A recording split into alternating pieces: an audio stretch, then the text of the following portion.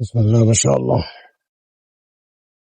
الزرع بعد ما عملنا عليه التكعيبة ديت تحميه من الهواء وتحميه من القطط عشان ما تجيش هنا تفحر في الزرع.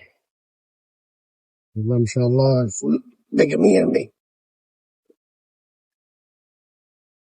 النعناع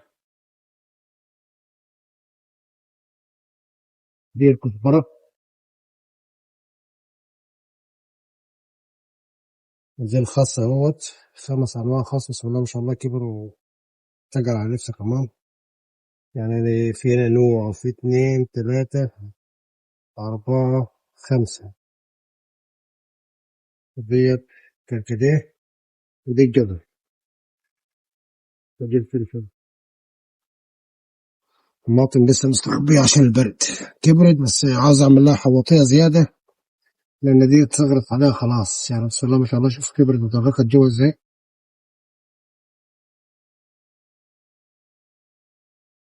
زي ما الصيد غية الزرع غية برضه.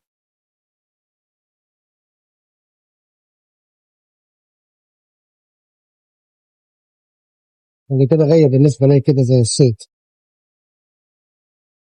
وفي توم متزرع بس لسه قدامه شوية عم يطلع. دي الشبت وجنبها توم. ودي التين اهي بسم الله ما شاء الله.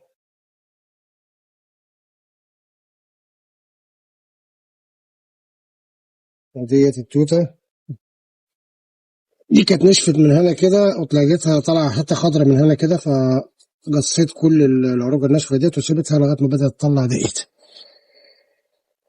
والتينة برضو كانت نشفت وباضة